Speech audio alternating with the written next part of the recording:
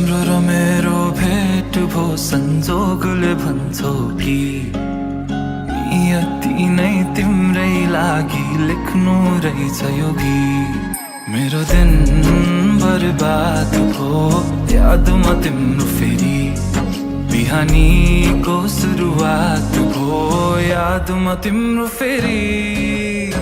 उडी उडी मन भाग्छ किन तिम्रैतिर हेर।